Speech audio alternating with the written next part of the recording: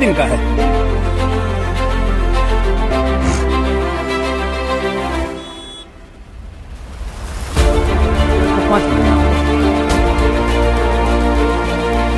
देखिए, बदलते समय के साथ खेती और किसानी भी बदल रही है।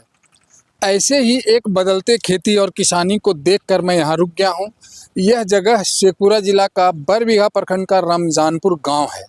इस गांव में सड़क के ठीक किनारे कई एक बीघा ज़मीन में बागवानी हो रही है और यहाँ पपीता की खेती, अमरूद की खेती और कुछ सब्जी की नए तरह से खेती हो रही है। उसकी पूरी घेराबंदी की गई है और सीसीटीवी कैमरा लगाया गया है और उसकी पूरी देखभाल होती है।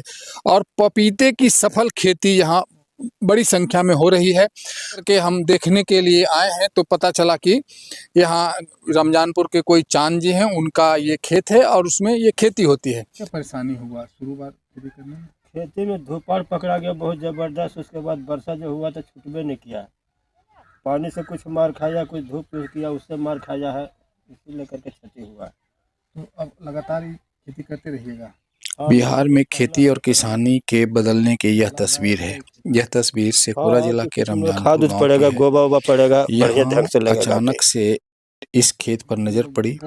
पपीता की खेती यहाँ मोहम्मद चांद के द्वारा बड़े पैमाने पर की जा रही है और इसकी बिक्री भी आसपास के बाजारों में हो जाती है। इससे किसान को अच्छी आमदनी हो रही है। इस खेत की रखवाली करने वालों से जब बातचीत हुई तो उन्होंने भी उत्साह पूर्वक बताया कि इसकी रखवाली करना किसान नहीं है रूप तो से वो किया कोई जाता है। इस खेत में खास बात यह भी रही कि इस खेत के सभी कोने पर सीसीटीवी कैमरा भी लगाया गया है और पूरी तरह से घेराबंदी करके पपीता की खेती की जा रही है।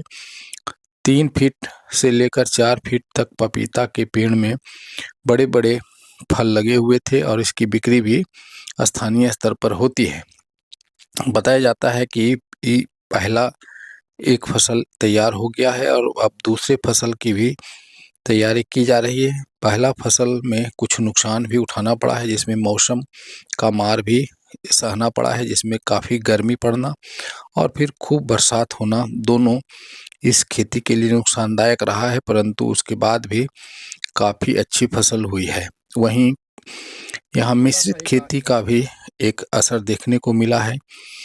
अलग तरह के वैरायटी का यहाँ पर अमरूद की खेती हो रही है जो 6 महीना में ही फल देने लगा है। इसी तरह से यहाँ सब्जी के रूप में पपीता, खीरा, मिर्च, शिमला मिर्च और पालक इत्यादि की भी खेती किसान बड़े पैमाने पर घेराबंदी करके आधुनिक तरीके से कर रहे हैं। दरअसल नकदी फसल की खेती बिहार में कम होती है और किसानों में इसके प्रति जागरूकता की कमी है और यह जो आप नज़ारा देख रहे हैं यह किसान के जागरूक होने का मापदंड है और इससे अन्य किसान भी जागरूक होकर इस तरह से नकदी फसल की खेती शुरू करेंगे कहीं तो किसानों के घरों में भी खुशहाली आएगी।